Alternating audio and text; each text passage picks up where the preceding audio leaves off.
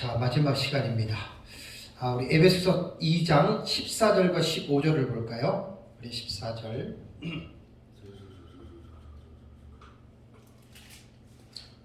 14절과 15절을 보시면, 그는 우리의 화평이신지라 둘로 하나를 만드사 원수된 것 곧 중간에 막힌 담을 자기 육체로 허시고 법조문으로 된 계명의 율법을 폐하셨으니 이는 이 둘로 자기 안에서 한 세 사람을 지어 화평하게 하시고. 아멘. 예수님께서 어떠한 사역을 이루셨을까요? 이 본문은 제가 작년에 성탄절 날 때 마침 이 본문이 딱 돼서 작년에 제가 성탄절 설교를 이 본문을 가지고 설교를 했습니다. 여기서 이제 중요한 용어들이 나와요. 중요한 용어들이 나오는데, 우선 예수님께서 이루신 사역이 14절과 15절 전반절에 보면 조금 전에 제가 말씀드린 대로 그는 우리의 화평이시다. 예수가 우리의 화평입니다. 뭐니 해도 화평이거든요. 둘로 하나를 만드셨다. 이 개념이 참 에베소서는 중요해요. 둘을 하나로 만들었다. 그리고 원수된 것 곧 중간에 막힌 담을 자기 육체로 허물어뜨리셨다. 많은 사람들은 다 알죠. 십자가의 죽으심으로 원수된 문제의 담을 허시고 법조문으로 된 계명의 율법을 폐하셨다라고 하는 이제 이 말씀이 나옵니다. 지금 제가 읽어드린 14절 이하는 11절에서 13절을 보시면 11절에서 13절에 있는 내용에 대해서 그 이유를 재론해주는 단락이에요. 그럼 11절을 보면은 그러므로 생각하라 너희는 그때 육체로는 이방인이요 손으로는 쭉 해가지고 12절에서 그때는 너희는 이스라엘 밖의 사람이고 그 다음에 13절에도 이제는 전에 멀리 있던 너희가 그리스도 예수 안에서 그리스도의 피로 가까워졌느니라 라고 이렇게 11절과 13절에 말한 그 이유, 왜 이렇게 됐느냐에 대한 그 이유가 이제 14절 이하에 나오는 말입니다. 그래서 14절에도 보면은 우리말 성경에는 접속어가 없지요. 그죠? 접속어가. 그런데 헬라어에 보면 아우토스 가르라고 하는 이 접속어가 나옵니다. 아우토스는 3인칭 남성 단수거든요. 3인칭 남성 단수. 그라고 하는 말은 집어넣었지만 가르를 번역을 안 했잖아요. 왜냐하면 혹은 이는 그걸 안 한 거예요. 그러니까 11절에서 13절에 있는 내용을 그 이유를 지금 설명해 주는 거예요. 14절 15절은. 그러니까 지금 성경을 볼 때 1절부터 쭉 지금 저는 주의 설교를 해 나가니까 계속해서 지금 그 연결해서 저는 설교를 하잖아요. 그러니까 요런 관계절에 나타나는 접속사 부분들이 되게 중요합니다. 이것이 이제 앞에 있는 것들을 상기시켜줘요. 앞에 있는 거 연결해서 읽어야 되는구나. 그게 바로 접속어에 대한 역할이거든요. 거기에 비해서 이제 우리말 성경 같은 경우에는 이런 접속어들을 제가 알기로는 뭐 정확하게는 검사 안 해봐서 한 50%는 안 한 것 같아요. 반 이상은.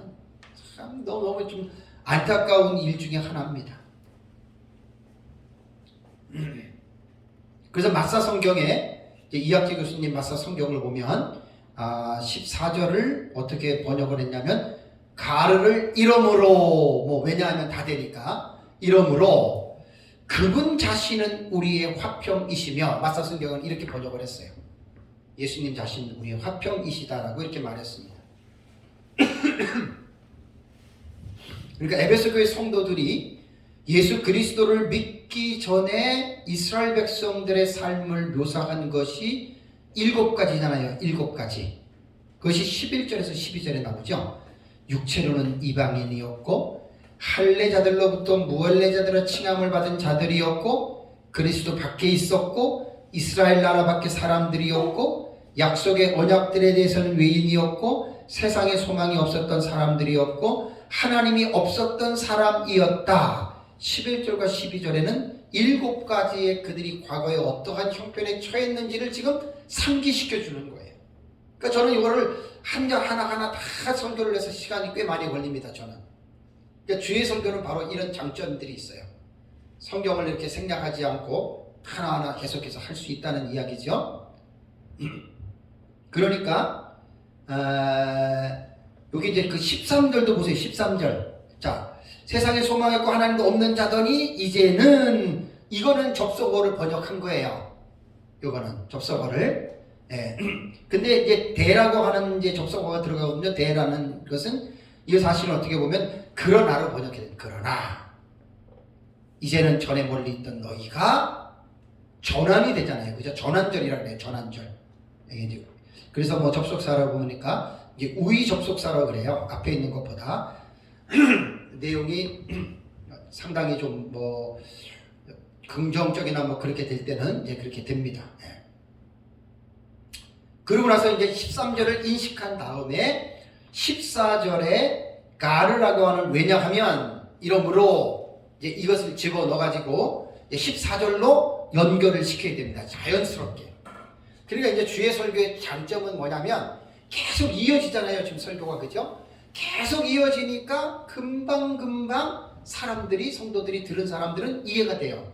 아, 맞아. 이랬었지. 그런데 왜냐하면, 그래서 이는 접속어가 딱 들어가니까 앞에 거를 자꾸만 이제 생각을 하면서 새로운 절로 지금 이제 이렇게 넘어가는 것입니다. 네. 그런 우리 화평이시다. 뭐 이런 너무 중요한 부분이고, 여기서 이제 화평이라고 하는 말은 무엇을 전제하냐면 그 뒤에 나오는 유대인들과 이방인들이 적대적인 관계였잖아요. 그죠? 원수가 된 관계였잖아요. 그래서 원수가 되었던 그 관계를 화평케 해주시는 그분이시다. 그 말입니다. 그리고 이제 15절, 16절에 보면은 모든 사람은 죄인이고 하나님과 죄 때문에 죄의 담이 막혔죠. 그러니까 에베소서에는 지금 화평, 막힌담 그러면 수직적인 개념과 수평적인 개념을 생각해야 돼요. 수평적인 개념은 이방인들과 유대인들의 관계에서 막힌 담을 예수님이 허셨는데 무엇을 허셨습니까? 육체로 허셨다. 그것이 십자가의 죗값으로 허신 거예요. 여러분, 예수의 피밖에 없습니다. 진정한 복음은 예수의 피입니다. 그 다음에 이제 수직적인 관계는 뭐냐면 죄인된 인간들과 거룩하신 하나님과의 이 관계가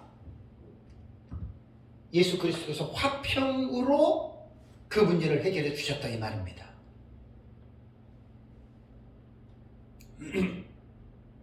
그런데 여기에서 우리가 2장 14절을 보면은 그는 우리 화평이신지라 둘로 하나를 만드사 원수된 것 곧 중간에 막힌 담, 유대인들과 이방인들의 거죠. 육체로 허셨다라고 이렇게 말을 했습니다. 여기 육체로 허셨다라고 하는 말은 왜 이방인들과 유대인들이 원수가 됐을까요?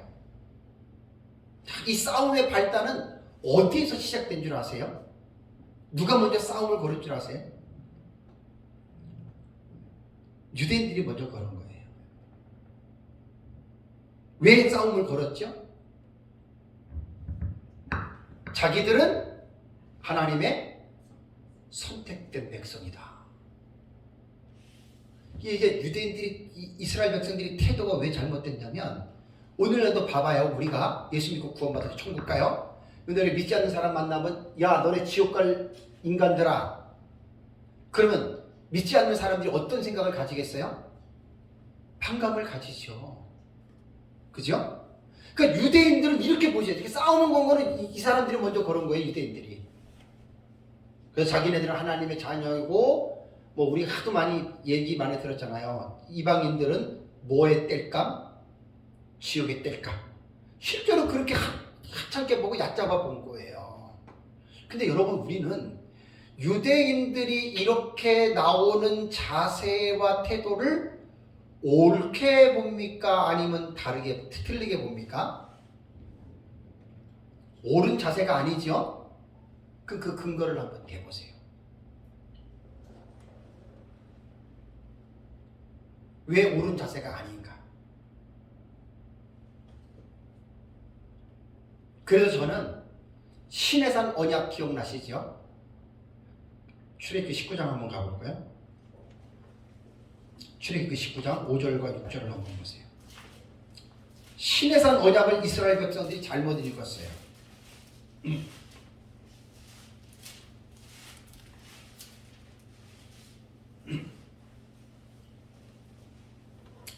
출애굽기 19장 5절과 6절을 보시면 세계가 다 내게 속하였나니 너희가 내 말을 잘 듣고 내 언약을 지키면 너희는 모든 민족 중에서 내 소유가 되겠고 너희가 내게 대하여 제사장 나라가 되며 거룩한 백성이 되리니 너는 이 말을 이스라엘 자손에게 전할지니라.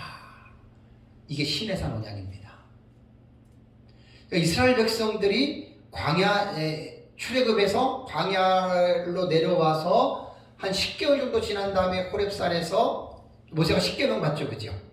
10계명을 받고 나서 이스라엘 백성들이 애굽 땅을 떠난 지 3개월이 되던 날 시내 광야에 이르고 르비딤 해가지고 쭉 나와요. 예. 그러면서 모세가 이제 하나님 앞에 올라가요. 이게 이제 1차로 올라가는 내용이고 2차가 14절에 나오고 21절이 또 3차가 모세가 그 산에 올라갑니다. 근데 모세가 하나님 앞에 올라가니 여호와께서 산에서 그를 불러 말씀하시되 너는 이같이 야곱의 집에 말하고 이스라엘 자손들에게 말하라. 이게 하나님이 모세에게 이스라엘 백성들에게 이렇게 말을 하라고 주신 말씀이에요. 그러면 모세가 이스라엘 백성들에게 이 말을 분명하게 했을 거예요. 여기서 5절에 중요한 것은 뭐냐면 세계가 다 내게 속했다라고 하는 말은 뭐지요? 우리가 착각을 해서는 안 될 게 하나님이 모든 민족들 가운데 그러면 이스라엘 백성들만 하나님이 구원을 하려고 계획을 했겠느냐? 전혀 아니죠. 그죠? 그럼 무엇 때문에 하나님이 이스라엘 백성을 선택했을까요? 이스라엘 백성의 시조가 아브라함이잖아요. 아브라함을 하나님이 왜 하나님께서 선택을 했느냐? 아브라함을 선택하셔서 아브라함의 자손들을 이스라엘 백성으로 하나님이 다 취급하시고 그 이제 하나님의 선민이라고 이야기를 하잖아요. 그러면 하나님은 다른 민족들은 그러면 가나안 7족속이나 다른 민족들은 그러면 그 사람들은 선택된 백성이 아니기 때문에 그들은 그냥 지옥을 가도 마땅하기 때문에 이스라엘과 그렇게 하나님이 차별을 하셨을까? 어떻게 생각하십니까? 차별했다라고 생각하는 게 유대인들의 생각입니다. 그러나 우리는 삼자인 우리는 그렇게 생각하면 안 됩니다. 여기 세계가 다 내게 속했다라고 하는 말은 이스라엘 백성들뿐만 아니라 모든 세계가 다 하나님에게 속했다 그 말입니다. 그런 말입니다. 그런데 이스라엘 백성들은 이 서두에 있는 말을 기억을 못한 거예요. 세계가 다 내게 속했다고 하는 말을 기억을 못하고 그 다음에 이제 5절에 너희가 내 말을 듣고 내 언약을 지키면 요것도 까먹어버린 거예요. 이스라엘 백성들이. 조건절이잖아요. 너희가 내 말을 듣고 내 언약을 지키면, 그죠? 조건절이잖아요. 그 다음에 말이 뭡니까? 너희는 모든 민족 중에서 내 소유가 되고 너희가 내게 대해 제사장 나라가 되며 거룩한 백성이 되리라 그랬잖아요. 요 5절과 6절의 뒤에 세 가지는 얼마나 좋습니까, 여러분? 그죠? 너무 좋죠? 요것만 기억한 거예요, 이스라엘 백성들이. 5절에 세계가 다 내게 속했다라고 하는 이 말도 이해를 못했고 또 내 말을 잘 듣고 내 언약을 지키면 조건절도 이해를 못하고 그 뒤에 나오는 세 가지만 가지고 희죽희죽거렸던 사람들이 여러분 이스라엘 백성들입니다.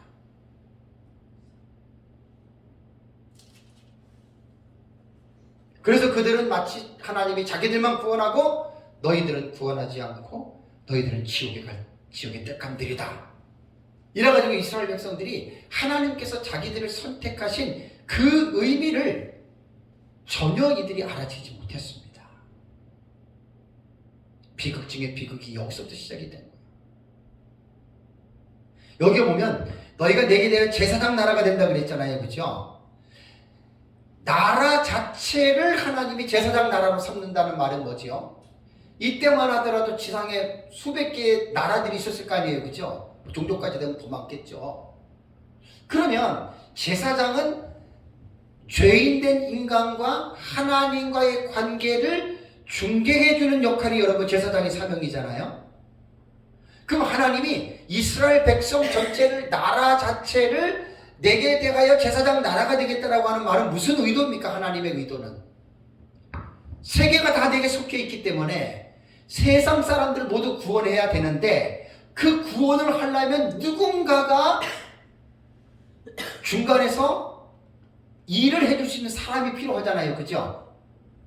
그러한 용도로 이스라엘 백성을 하나님이 선택했다, 그 말입니다. 여러분, 이스라엘 백성들이 무슨 다른 민족보다 월등하고, 이스라엘 백성들이 다른 민족보다 더 착하고, 이스라엘 백성들이 다른 민족보다 더 우월해서 하나님이 이스라엘 백성을 선택한 게 아니에요. 근데 이스라엘 백성들은 착각하고 있어요.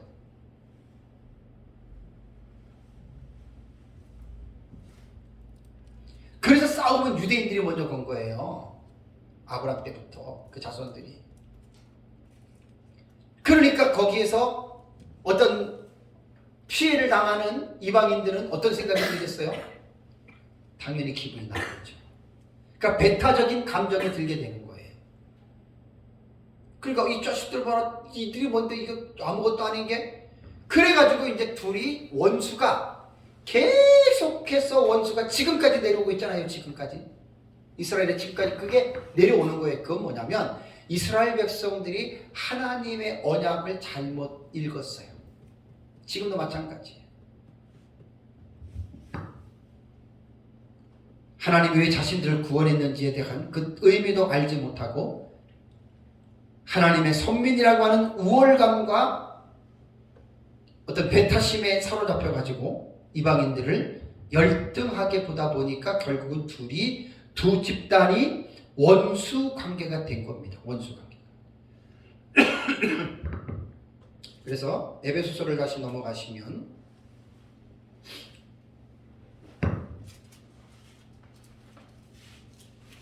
에베소 2장 14절에 그는 우리 화평이신지라 둘로 하나를 만드사 원수된 것, 중간에 막힌 담, 이게 민족적인 감정들이잖아요. 그렇죠? 그것을 자기 육체로 예수님께서 허물어뜨리셨다. 여기서는 십자가의 죽으심이죠. 십자가의 속죄의 피. 에베소서를 한번 볼까요? 에베소 1장 7절에 우리는 그리스도 안에서 그의 은혜의 풍성함을 따라 그의 피로 말미암아 나오잖아요. 예수 그리스도의 피로 말미암아 속량 곧 죄 사함을 받았으니, 2장 13절에도 이제는 전에 멀리 있던 너희가 그리스도 예수 안에서 그리스도의 피로, 이게 육체로 허물어뜨리셨다는 거예요. 골로새서 1장 20절에도 그의 십자가의 피로 화평을 이루사, 그래서 14장 초반절에 그는 우리의 화평이신지라 라고 말을 했습니다. 예수 그리스도가 바로 우리의 화평이시다. 너무 중요한 말입니다. 다음에 이제 15절을 보시면 법조문으로 된 계명의 율법을 폐하셨다 그랬죠. 이 법조문으로 된 계명의 율법은 무엇일까요? 이게 두 집단 사이를 적대감을 제거하기 위한 수단 혹은 방법으로서 알려주는 분사절입니다. 그러니까 앞에 14절에 14절에 둘로 하나를 만드사 원수된 것 곧 중간에 막힌 담 그랬잖아요. 그것을 폐해 주시는, 그러니까 어떤 그 적대감을 제거해 주시는 수단으로, 방법으로서, 분사절로서 지금 15절에 이 부분을 지금 쓴 거예요. 그러니까 육체로 그 담을 허물어뜨리시면서 두 집단 사이의 적대감을 바로 예수님께서 제거하셨다. 그런데 여기에서 보면은 본문에 폐하셨다는 말이 나오죠. 그죠? 자, 법조문으로 된 계명의 율법. 율법은 그냥 구약시대 율법으로 읽어도 무난합니다. 그런데 여기에서 폐하셨다라고 하는 말은 카타게르사스라고 하는 단어거든요. 이게 과거 분사형인데 이것도 제가 아까 말씀드렸지만 직설법에만 과거, 현재, 미래의 시제가 사실 해당이 되는 거고 나머지 분사나 명령형이나 희구법이나 가정법은 아우리스트로 읽어야 돼요. 아우리스트로. 그러니까 이거는 과거 이런 거 따질 필요가 없어요.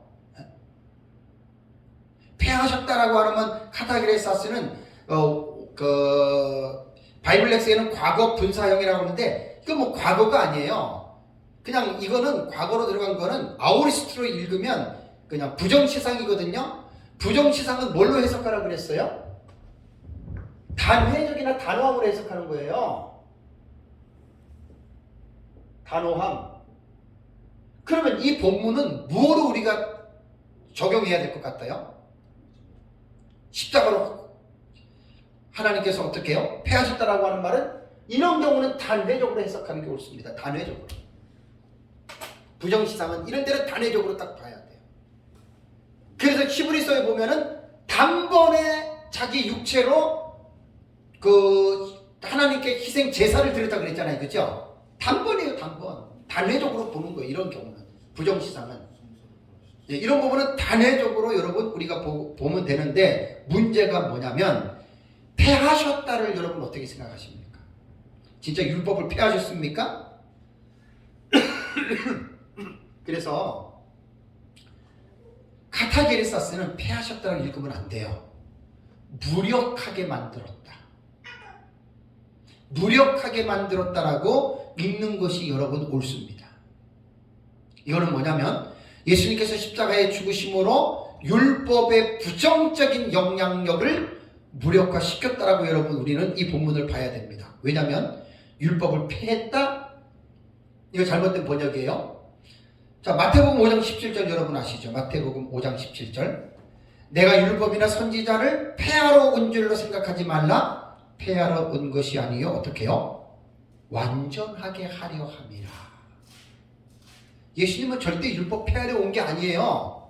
율법을 무력하게 해서 율법을 완성시켰다 이렇게 보시면 돼요. 또 무력하게라고 하는 말을 집어넣지 않으면 예수님은 율법을 온전히 순종하심으로 율법의 요구를 의를 이루시신 거예요. 예수님이. 그러니까 여기에서 폐하셨다라고 읽으면 안 되고 율법을 완성시키셨다고 하는 게 가장 옳습니다. 의미적으로. 지금 능동적 순종, 수동적 순종 해가지고 지금 몇몇 안 되는 사람들이 싸우고 난리를 치잖아요. 지금 그게 싸울 일입니까 그게? 능동적 순종 당연히 있는 거지요. 반대하는 정 누구하고 그 사람들이 지금 이상한 사람들이 한국교회 지금 그걸 지금 제대로 알지도 못하고 그 큰 교단에서 지금 뭐 하고 있는 거예요? 그 사람들 때문에 지금 온갖 창피를 다 당하고 있잖아요. 그러면서 몰라요. 능동적 순종 예수 그리스도 인간의 대표자로 오셔서 인간이 지키지 못하는 율법의 요구를 예수님 다 순종하셨잖아요. 그러니까 그 믿음으로 그 의를 우리가 전가받는 거예요, 여러분. 그게 능동적 순종이라고요. 수동적 순종은 십자가에 죽는 게 수동적 순종이고 자발적으로 예수님께서 죽으신 것은 그거는 예수님이 능동적으로 또 율법의 요구를 다 지키셨고 그 능동적 순종이라는 게 그런 거란 말이에요. 그 무슨 문제될 게 뭐 있어요? 양쪽에 다 있는 거지. 능동, 순종 다, 수동 다 있는 거지. 그걸 갖다가 이상하게 없다고 얘기하는 그 사람이 정말 문제가 있는 사람들이에요. 그래서 예수님은 율법의 요구를 다 이루시고 율법을 완전하게 하신 분이라고 하는 말입니다. 칼빈은 이 부분을 이렇게 해석했다 그래요. 이 법조문을 할례와 음식법과 안식일과 같은 특정한 의식법을 가르치는 것으로 해석을 했다. 그러면 음식법과 의식법이 폐하여졌습니까? 이것도 용어를 잘 쓰세요. 폐하여졌다라고 쓰는 것은 성경적이진 않아요. 의식법이든 그 다음에 제사법이든 간에 거기에 무슨 할례든지 간에 예수님이 어떻게 해요? 완성을 시킨 거예요. 완성을. 폐하여 버렸다 그러면 아예 없어져 버린 거잖아요. 그렇죠? 이게 그렇게 보면은 안 나요. 성경을 완성시킨 거예요. 완성시킨 거. 실제로 율법은 613가지의 조항이 있죠. 뭐뭐 하라, 뭐뭐 하라가 248가지고 뭐뭐 하지 말라가 365가지에서 613가지입니다. 그러니까 여기서 율법을 무력하게 만드셨다라고 하는 것은 뭐냐면, 율법이 우리에게 무슨 역할을 하냐면 정죄의 역할을 하잖아요. 정죄. 그렇죠? 정죄. 너는 죄 있어? 그래서 너는 지옥 가야 돼? 이게 정죄거든요. 그런데 예수님이 오셔서 인간의 모든 죄를 짊어지시고 그분이 십자가에서 대속의 죽음을 당하셨지요. 그래서 로마서 8장은 뭐라 그래요? 그러므로 그리스도 예수 안에 있는 자에게는 결코 정죄함이 없나니 그랬잖아요. 그 예수 그리스도께서 직접 그 인간의 죄, 정죄감을 가지고 그분이 십자가에서 희생당하시면서 그분이 죽으셨단 말이에요. 그래서 그분을 믿는 사람은 그 예수 그리스도 때문에 정죄감이 없어진 거예요. 그래서 율법을 무력하게 했다라고 하는 말이 바로 이런 율법의 정죄의 기능을 이게 없애버렸다 그 말입니다. 그 다음에 예수님께서 이루신 사역의 결과를 보면은 15절과 16절 볼까요? 자, 이는 이 둘로 자기 안에 한 세 사람을 지어 화평하게 하시고 또 십자가로 이 둘을 한 몸으로 하나님과 화목하게 하려 하심이라. 원수된 것을 십자가로 소명하시고, 여기에 이제 유명한 말이 나오잖아요. 한 세 사람. 이 용어가 참 여러분 에베소서에서 너무너무 여러분 중요한 용어입니다.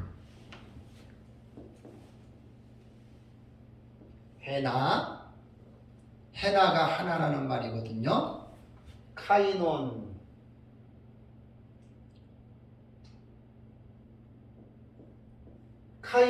새롭다, 뉴예요. 뉴.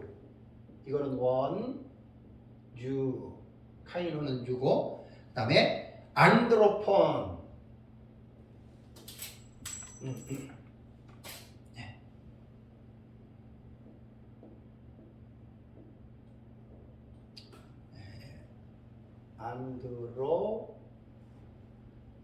안드로폰. 이게 사람이에요. 한 세 사람을 만들었다. 여기서 이 둘을 한 세 사람으로 만들었다고 하는 말은 뭐냐면 유대인과 이방인이에요. 아까 유대인과 이방인은 원수되었던 관계라 그랬죠? 그죠? 원수되었던 관계, 이 둘을 하나의 새 사람으로 만들었다. 카인은 안드로폰. 여기서 오해하면 안 돼요. 모든 유대인들과 모든 이방인들을 화해시켰나요? 예수님이? 모든 유대인과 모든 이방인이 지금 한 세 사람이 됐나요? 아니에요. 조건이 뭐지요? 믿는 유대인, 믿는 이방인이에요.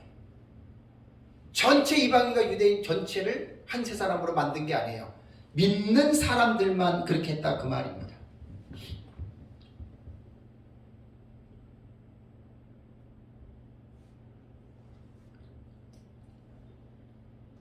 그래서 이 둘로 자기 안에서 한 세 사람을 지어 화평하게 하시고, 그 다음에 또 16절에는 또 이제 이어지잖아요. 또 거기에 보면은 십자가로 이들을 한 몸으로 하나님과 화목하게 하려 하심이라 라고 하는, 여기 이제 보면 헬라 원문에 보면 이제 신하절이 나와요. 신하절. 목적 또는 결과를 지시하는 종속 접속사인데, 이는 뭐뭐 하려 하심이라 라고 이렇게 나옵니다.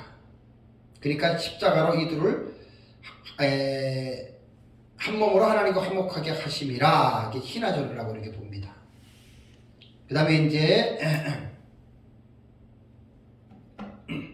자, 그럼 여기서 한 세 사람은 바로 믿는 유대인과 믿는 이방인이라고 했어요. 믿는 유대인과 믿는, 조건이 믿는입니다. 믿어야 됩니다. 이 사람들은 이제 둘이 더 이상 원수가 아니고, 담이 막혀 있는 게 아니고, 예수님이 십자가에서 허물어뜨려서 한 새 사람을 입었다. 그래서 이제 그 에베소서 주경학자들은 이 한 새 사람을 뭐라고 이야기를 하냐면 새 인류라고 말을 합니다. New kind, 새 인류, 새로운 인류. 근데 여기서 여러분 새 사람, 카이논 안드로폰이라고 하는 이 새 사람은요, 이전에 있었던 것을 새롭게 한 게 아니에요. 전혀 없었던 것이에요. 자, 이방인들 전에 있었어요. 유대인들 전에 있었죠, 그죠? 여기서 한 새 사람은 전혀 다른 거예요. 조건이 뭐죠? 믿는 자들. 구약시대 여러분, 성전에 이방인들 들어가요, 못 들어가요? 못 들어가잖아요. 구약시대는 어림도 없는 거예요. 그러니까 지금 사도 바울이 초기 기독교 이 사회에서는 대단히 지금 충격적인 거예요. 유대인들이 볼 때는 야, 무슨 이방인들이 니네가 무슨 하나님의 자녀고 니네가 무슨 하나님이라 부르고 니네가 무슨 그 사람들이 볼 때는 기가 막힌 노릇이거든요.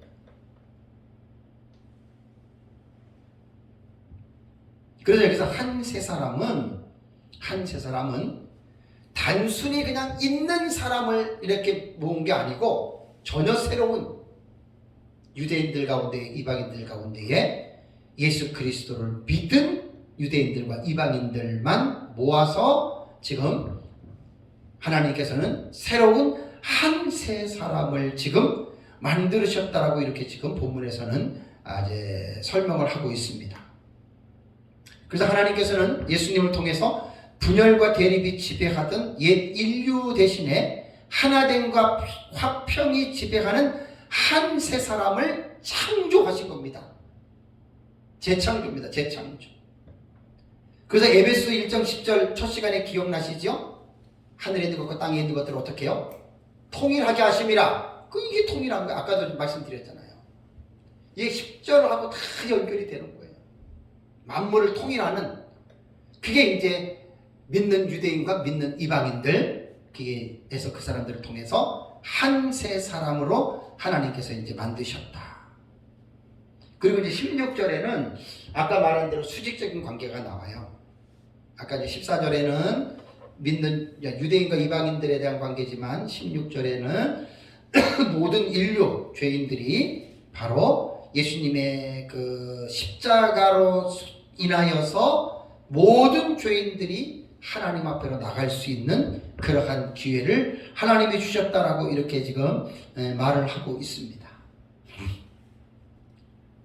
참 여기 보면은 그 소멸하시고 있죠. 자, 16절에 원수된 것을 십자가로 소멸하시고, 여기 보면 아포크테이나스라고 하는 이 단어는요, 아포크테이너의 이거는 제가 보세요. 전에 지금 보면은 이제 바이블레스 같은 경우 보면은 사전에 전부 다 이것도 이제 과거 분사로 나오거든요. 근데 직설법 외에는 과거가 적용이 안 돼요. 그럼 이건 아오리스트거든요. 아오리스트는 어떻게 해석하느냐? 단회적이나 단호함으로 해석하라 그랬어요. 그럼 여기서 소멸하셨다라고 하는 말은 뭘로 해석해야 돼요? 단회적입니다. 예수님이 십자가의 죽으심으로 한 번에 딱 끝낸 거예요. 이게 히브리서에 나오잖아요. 단번에 자기를 십자가에서 자신을 몸을 들이면서 단번에 그것들 해결했잖아요. 그래서 이런 때는 이제 그 부정시상을 단회적으로 이런 경우는 읽으면 제일 여러분 정확합니다. 다음에 이제 17절 볼까요? 17절. 자, 또 오셔서 먼데 있는 너희에게 평안을 전하시고 가까운 데 있는 자들에게 평안을 전하셨다. 그러니까 예수님께서 세상에 오신 목적이 16절에 말한 것처럼 하나님과 죄로 인하여 막힌 담을 허물어뜨리기 위해서 예수님께서 오셨고 그들에게 화평을 전하셨는데, 그 화평은 예수님께서 뭘 말하냐면 자신의 육체로 십자가에서 예수님께서 이렇게 허물어뜨리셨다라고 하는 그런 말입니다. 그런데 예수님께서 이 정하신 전파하신 사역을 보면은 이 평안 있잖아요, 화평. 이 평안은 엄밀히 말하면 이방인들은 1차적인 대상이 아니었어요. 왜 그런 줄 알아요? 마태복음 10장 5절과 6절을 보세요. 마태복음 10장 5절과 6절.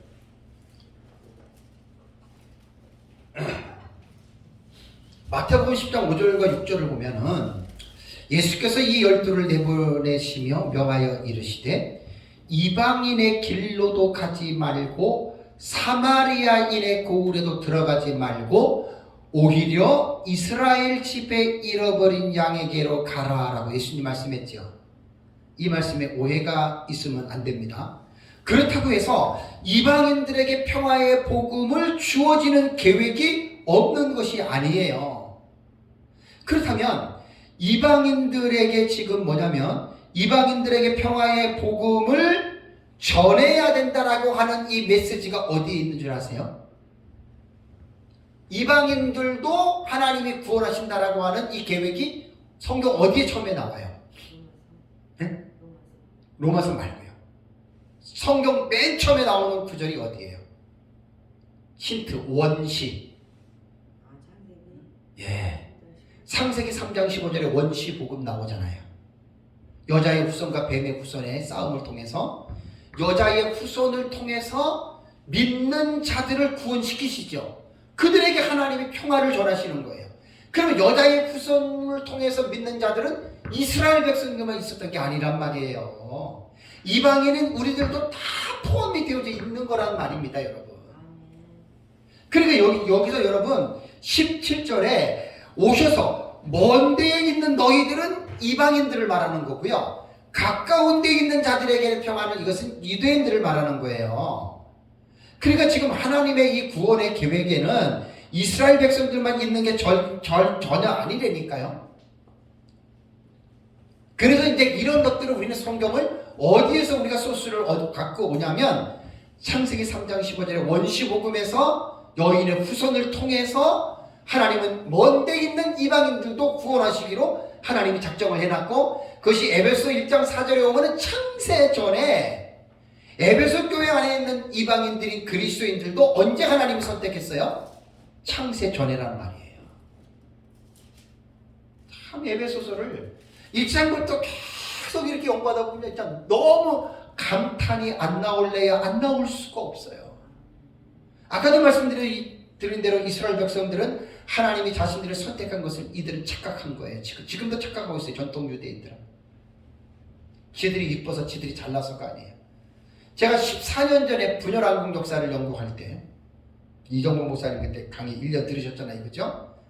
그때 제가 깨달은 게 뭐냐면 여러분 이스라엘 백성이 있고 북이스라엘, 남유다, 바벨론, 아수르, 이방인. 자, 악한 거를 등수를 한번 매겨보세요. 이 세 부류 중에 누가 제일 악할 것 같아요? 누가 제일 악하고 못된 사람들일 것 같아요? 바벨론? 제일 나빠요? 두 번째는요? 북이스라엘? 세 번째는요? 남유다가 제일 난 것 같죠? 근데 이게 뒤바뀌어요. 야, 제가 분열왕국 그때 공부하면서 너무 놀란 게 하나님이 선지자를 통해서 남유다에게 뭐라고 하는 줄 아세요? 너희는 이스라엘보다도 더 악한 사람들이야. 아니 너희는 이방인들보다도 더 악한 존재들이야. 유다 그렇게 책망합니다.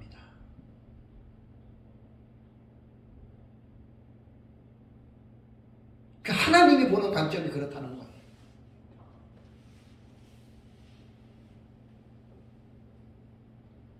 참, 그러나 예수님은 평화입니다. 뭐 복음성가 이런 노래 있잖아요. 주는 평화, 우리의 평화, 뭐 하고 염려담하게 뭐 막힌 담을 허셨네 그런 노래 있잖아요, 그죠? 너무나 귀한 내용입니다. 그래서 제가 작년에 성탄절 할 때 요 본문이 딱 나와가지고 우리의 평화가 되시는 그리스도 이렇게 제가 이 본문을 가지고 성탄절 설교를 했어요. 전 주의 설교를 해 나갈 때에는 주제 설교를 해 나갈 때에는 웬만해서 저는 그 절기에다 설교를 안 마치는데 그러다가 어떻게 이렇게 딱 맞아 떨어질 때가 있어요. 기가 막혀요. 그럼 그때는 절기하고 맞춰가지고 따로 설교를 준비를 안 합니다.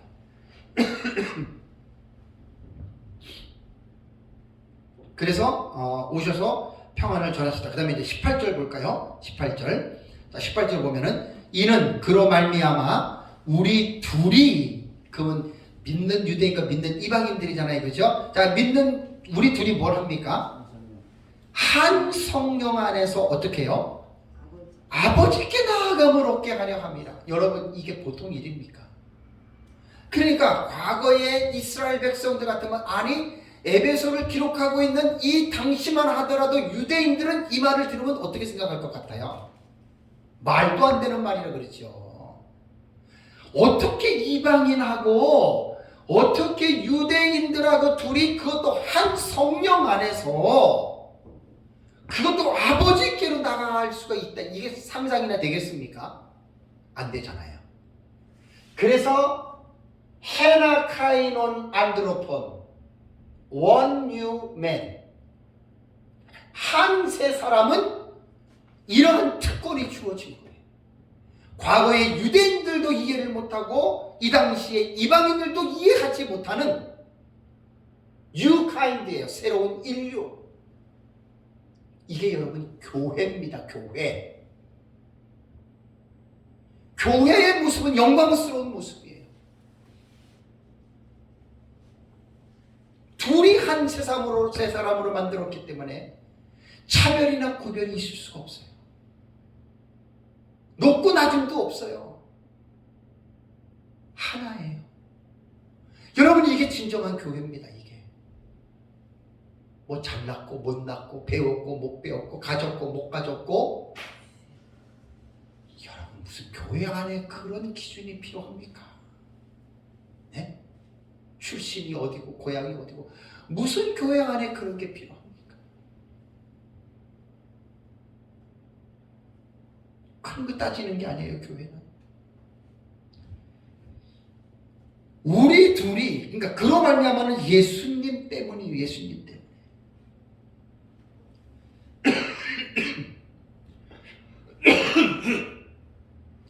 예수님으로 말미암아 본질상 진노의 자녀였던 우리들과, 유대인들도 무슨 자기들이 똑똑해요? 자기들이 잘났어요? 허물과 죄로 죽었던 자들이지. 예수님으로 말미암아 믿음을 가진 그들 믿음 때문에 그 둘을 한 성령, 원 스피릿입니다. 한 성령. 한 성령 안에서 어디를 가느냐? 소풍을 가는 게 아니에요. 아버지께 나아감을 얻게 하려 합니다. 구약 시대에는 성소에서 지성소를 대제사장만 1년에 한 번씩 들어갔어요. 아무나 하나님 앞에 절대 못 나갑니다. 근데 신약 시대가 도래하고 예수님의 십자가의 죽으심으로 성전에 있던 휘장이 아래서부터 위로 찢어진 게 아니라 위에서부터 아래로 찢었어요. 하나님이 찢으신 거예요. 하나님이. 더 이상 제사장만 하나님 앞으로 들어가는 게 아니라 믿는 사람이라면 이방인이든 유대인이든 한 세 사람, 새로운 인류는 이 교회거든요. 신학의 교회거든요. 절대로 여러분 그런 걸 따지지 않는다는 말입니다. 한 성령 안에서 아버지께로 언제든지, 그건 믿음만 있으면 되는 거예요. 믿음만 있으면 언제든지 아버지께로 나아감을 얻게 하려 하심이라 라고 이렇게 성경에는 말을 하고 있습니다. 여러분, 이게 진정한 교회입니다. 우리가 뭐 사역자나 성도들이나 뭐가 우리가 잘났습니까? 에베소 2장에서 말하는 것처럼 우리도 다 그들과 같이 본질상 진노의 자녀였고 우리 육체와 마음이 원하는 대로 다리들과 같이 원하는 대로 하면서 우리가 살았잖아요. 그런데 예수 그리스도를 믿음으로 말미암아 하나님이 우리를 하나님과의 막혀있는 담을 육체로 허물어뜨리셔서 하나님이 우리를 한 세 사람으로 믿는 유대인 이방인 한 세상으로 만들어서 한 성령 안에서 하나님 앞에 언제든지 자유롭게 나갈 수 있게 해 주었다.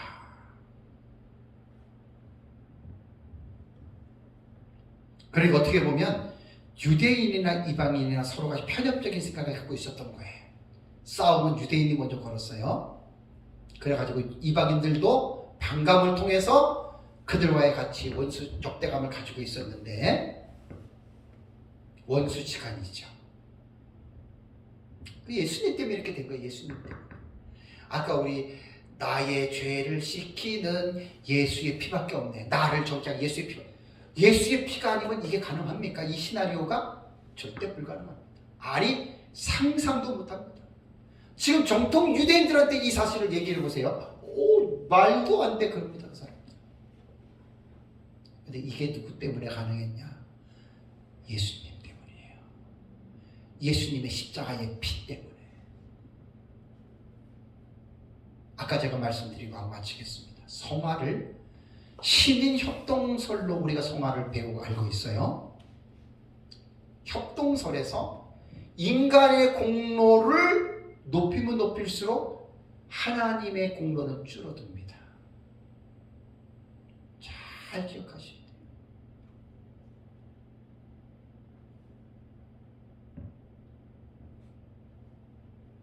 한 세 사람의 머리는 예수 그리스도이십니다.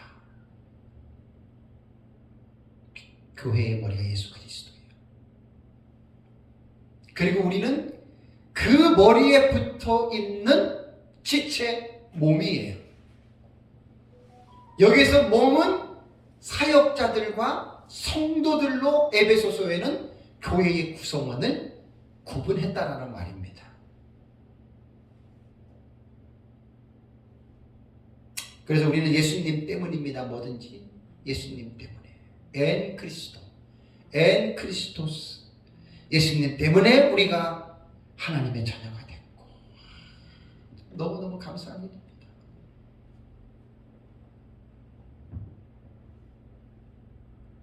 오늘은 여기까지 하겠습니다.